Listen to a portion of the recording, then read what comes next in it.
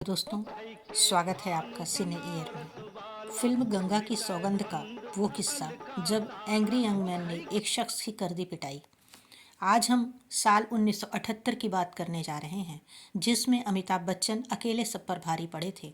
उस दौरान सबसे ज़्यादा कमाई करने वाली टॉप 10 फिल्मों में से 5 सिर्फ अमिताभ की ही फिल्में थीं। आप सभी का स्वागत है हमारे यूट्यूब चैनल सिने ईयर में। आइए जानते हैं इस वर्ष उनकी कौन सी फिल्म हिट रही और कौन सी एवरेज।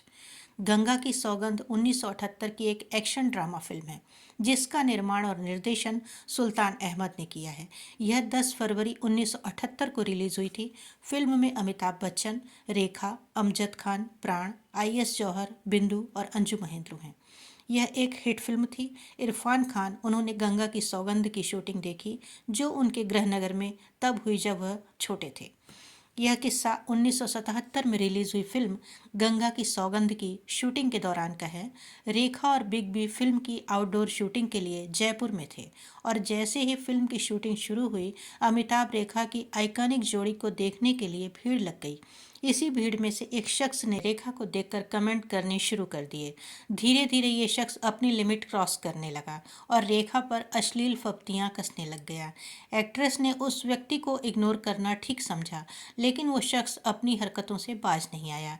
मीडिया रिपोर्ट्स के मुताबिक आखिरकार अमिताभ बच्चन अपना आपा खो बैठे और उस शख्स को भीड़ से निकालकर जमकर धुनाई की। इस समय अमिताभ का गुस्सा 7वें आसमान पर था और सेट पर मौजूद सब लोग समझ गए कि बिग बी रेखा को लेकर कितने पजेसिव हैं और उन्हें उनकी कितनी परवाह है। बहरहाल रेखा से नज़दीकियों के चलते अमिताभ की पत्नी जया से बॉन्डिंग बिगड़ने लगी थी। कहा जाता है कि 1981 में इसी वजह से उन्होंने फिल्म सिलसिला के बाद रेखा के साथ कोई फिल्म नहीं की और इसके बाद ना ही दोनों साथ में कभी नजर आए। इसी वर्ष एक फिल्म आई बेशरम। 1978 की यह थ्रिलर फिल्म है। फिल्म बेशरम का निर्देशन देवेंद्र वर्मा ने किया है और निर्माण देवेंद्र वर्मा ने किया, और कहानी राही मासूम रजा ने लिखी है। इसकी स्टार कास्ट में अमिताभ बच्चन और शर्मिला टैगोर मुख्य भूमिका में हैं। फिल्म ने भारतीय बॉक्स ऑफिस पर अच्छा प्रदर्शन किया और अपना कुल बजट भी वसूला और अच्छी कमाई की। यह 1978 की 20वीं सबसे ज़्यादा कमाई करने वाली फिल्म थी। मीडिया के मुताबिक यह फिल्म एवरेज रही। इसी वर्ष एक फिल्म आई कस्मे वादे। 1978 की हिंदी एक्शन थ्रिलर फिल्म है, जिसका निर्माण और निर्देशन रमेश बहल ने किया है। फिल्म में अमिताभ बच्चन, राखी, रणधीर कपूर, नीतू सिंह और अमजद खान हैं।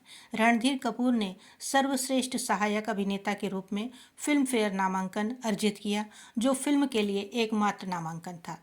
रेखा एक नर्तकी के रूप में अतिथि भूमिका निभाती हैं। फिल्म को बॉक्स ऑफिस इंडिया द्वारा सेमी हिट घोषित किया गया था। फिल्म का एक और दिलचस्प किस्सा है।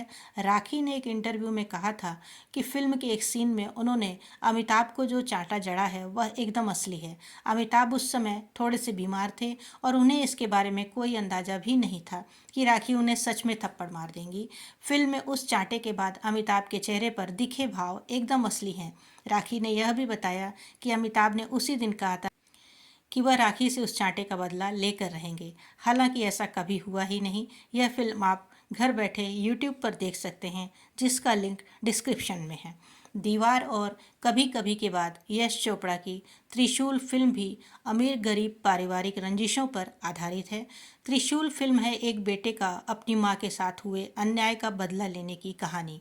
त्रिशूल दीवार फिल्म के मेरे पास माँ है की थीम को बढ़ावा देती है। फिल्म का अधिकांश हिस्सा अमिताभ अभिनीत एंग्री यंग मैन विजय नामक एक चरित्र के इर्द गिर्द घूमता है। हम बात कर रहे हैं अमिताभ बच्चन, शशि कपूर और संजीव कुमार स्टारर साल 1978 की फिल्म त्रिशूल की, जो 5 मई को रिलीज हुई थी और जिसने उस साल कमाई में दूसरा नंबर पाया था। उस साल पहले नंबर पर ही अमिताभ बच्चन की ही फिल्म मुकद्दर का सिकंदर रही, और तीसरे नंबर पर जो फिल्म कमाई के मामले में 1978 में थी, वह फिल्म भी अमिताभ बच्चन की ही फिल्म थी, डॉन। उस साल सबसे ज़्यादा कमाई करने वाली 10 फिल्मों में अमिताभ बच्चन की 2 और फिल्में कस्मे वादे और गंगा की सौगंध भी शामिल रही। 5 फिल्में, 5 किरदार और पाँचों के तेवर बिल्कुल अलग। ये वो फिल्में हैं जिसके चलते अमिताभ बच्चन 20वीं सदी के महानायक कहलाए। कुछ और रोचक बातें साथ में। संजीव कुमार असल ज़िंदगी में शशि कपूर से कोई 4-5 महीने छोटे हैं, लेकिन फिल्म में उन्होंने किया शशि कपूर के पिता का किरदार। और सिर्फ 4 साल बड़ी हैं वहीदा रहमान अमिताभ बच्चन से, जिनकी मां का रोल उन्होंने फिल्म त्रिशूल में किया। और इन्हीं वहीदा रहमान ने इससे पिछली 2 फिल्मों अदालत और कभी कभी में अमिताभ बच्चन की पत्नी का रोल किया था। फिल्म त्रिशूल में वहीदा रहमान पत्नी बनी संजीव कुमार की। फिल्म डॉन 1978 की एक्शन थ्रिलर फिल्म है जो चंद्र बरोड़ द्वारा निर्देशित और नरीमन ईरानी द्वारा निर्मित है। फिल्म में अमिताभ बच्चन, जीनत अमान और प्राण ने अभिनय किया है। बॉम्बे अंडरवर्ल्ड अपराधी डॉन और उसके हमशक्ल विजय के रूप में बच्चन ने दोहरी भूमिका निभाई है। बॉलीवुड में बहुत कम ऐसी फिल्में हैं जिनको बार बार देखने का मन करता है, लेकिन बॉलीवुड के महानायक यानी अमिताभ बच्चन की ऐसी बहुत सी फिल्में हैं जिन्हें न सिर्फ आप कई बार देख चुके होंगे बल्कि उन फिल्मों के रीमेक का मज़ा भी आप ले चुके होंगे। आज बात बॉलीवुड की उस क्लासिक कल्ट फिल्म की है जिसकी कहानी पर कोई प्रोड्यूसर फिल्म नहीं बनाना चाह रहा था। फिल्म बनी और उस जमाने में महज 7 लाख रुपए के बजट में तैयार हुई इस फिल्म ने बॉक्स ऑफिस पर 7 करोड़ रुपए की कमाई की। फिल्म में प्राण, अमिताभ बच्चन, जीनत अमान जैसे कई बड़े कलाकार दिखाई दिए। जी हाँ, बात कर रहे हैं साल 1978 में रिलीज हुई फिल्म डॉन की। डॉन का क्रेज दर्शकों के दिमाग पर ऐसा चढ़ा था कि तपती धूप में लोग फिल्म का टिकट खरीदने के लिए मीलों लंबी लाइनें लगाते थे। ये फिल्म अमिताभ बच्चन की एक और ब्लॉकबस्टर फिल्म त्रिशूल 1978 के रिलीज के एक हफ्ते बाद रिलीज हुई थी। डॉन की पूरी शूटिंग के बाद खई के पान बनारस वाला गाने की शूटिंग हुई थी। किशोर दा ने गाना रिकॉर्ड करते समय फील के लिए सच में पान चबाया था और स्टूडियो में एक प्लास्टिक सीट पर थूका था। गाने की शूटिंग के दौरान बिग बी लंगड़ाते नजर आ रहे हैं। ये कोई स्टेप नहीं था बल्कि उन्हें सही में चोट लगी हुई थी। शूटिंग के दौरान बिग बी ने 40 पान खाए थे। होठ लाल करने के लिए उन्होंने काफ़ी पान खाए और नतीजा ये हुआ कि उनके होठ छिल गए। वो काफ़ी दिनों तक दर्द में रहे। किसी को पता नहीं था कि होठ लाल करने के लिए चूने की ज़रूरत नहीं होती। डॉन अमिताभ बच्चन के करियर की सबसे सफल फिल्मों से एक है, लेकिन आपको जानकर हैरानी होगी कि इस फिल्म के लिए अमिताभ बच्चन से ज़्यादा फीस विलन का रोल निभाने वाले प्राण ने ली थी।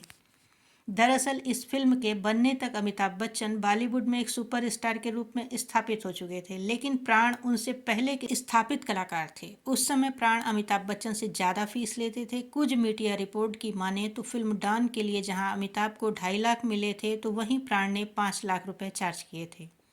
ये उस साल की तीसरी सबसे बड़ी हिट फिल्म बन गई और तब फिल्म ने कुल मिलाकर 7 करोड़ 20 लाख रुपए की कमाई की थी।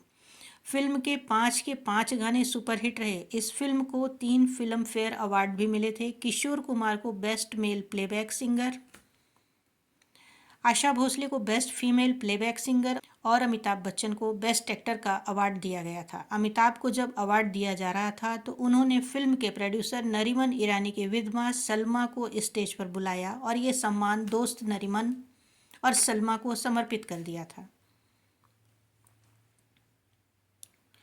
इसी वर्ष एक फिल्म आई 1978 में ही प्रकाश मेहरा के डायरेक्शन में बनी मुकद्दर का सिकंदर। अमिताभ और रेखा ने अपने शानदार काम से दर्शकों का दिल जीत लिया था। इस मूवी में रेखा ने तवायफ जोराबाई का किरदार निभाया था। जोराबाई के कोठे पर सिकंदर यानी अमिताभ बच्चन का आना जाना था, जिसकी वजह से सिकंदर की इज्जत खराब हो रही थी और यही चीज़ उसकी बहन की शादी में अड़चन डाल रही थी। इस बात का पता जब जोराबाई बनी रेखा को चलता है तो वो अमिताभ से नहीं मिलती और उनकी जिद करने पर हीरा चाटकर अपनी जान को सिकंदर की इज्जत के लिए हंसते हंसते कुर्बान कर देती हैं। अमिताभ और रेखा की जोड़ी बड़े पर्दे पर धमाल मचा लिया करती थी। उनकी केमिस्ट्री फैंस को काफ़ी पसंद थी, लेकिन जया बच्चन इससे काफ़ी दुखी थी। एक बार बड़े पर्दे पर अमिताभ और रेखा के लव सीन को देखकर जया बच्चन की आंखों में आंसू आ गए थे। ये बात उस वक्त की है जब अमिताभ बच्चन और रेखा की फिल्म मुकद्दर का सिकंदर आई थी। खुद रेखा ने एक इंटरव्यू में इस बात का खुलासा किया था। यही नहीं, ये बात उनकी बायोग्राफी किताब रेखा द अनटोल्ड स्टोरी में भी लिखी है। इस किताब को यासिर उस्मान ने लिखा था। इस किताब में रेखा से जुड़े कई अनसुने किस्से दर्ज हैं। रेखा ने बताया कि इसके एक हफ्ते बाद इंडस्ट्री में हर कोई मुझे ये कह रहा था कि अमिताभ बच्चन ने अपने निर्माताओं को साफ कर दिया है कि वो मेरे साथ काम नहीं करेंगे। लेकिन जब मैंने उनसे सवाल किया तो उन्होंने कहा कि मैं इस बारे में एक भी शब्द नहीं कहूँगा, मुझसे इसके बारे में बात मत करो। हालांकि 3 साल बाद एक बार फिर इन तीनों की जोड़ी बड़े पर्दे पर दिखाई दी। यश चोपड़ा की फिल्म सिलसिला में अमिताभ बच्चन के साथ रेखा और जया दोनों को बड़े पर्दे पर साथ देखा गया था। अमिताभ बच्चन की धीमी लेकिन लंबे लंबे डग भरती चाल को बयान कर पाने के लिए कोई सटीक शब्द खोज पाना बहुत ही मुश्किल है। उस धीमी चाल का दीवाना पूरा बॉलीवुड और सारा जमाना इस तरह से हुआ कि वे सदी के महानायक बन गए। आपने भी 1978 की इन फिल्मों को कई बार देखा होगा। बताइएगा कि आपकी सबसे पसंदीदा फिल्म कौन सी है। तो दोस्तों, इसी के साथ लेते हैं आपसे विदा। मिलते हैं जल्दी ही नेक्स्ट वीडियो में। अगर आपको हमारे वीडियो अच्छे लगते हों तो चैनल को सब्सक्राइब अवश्य करें। Good bye.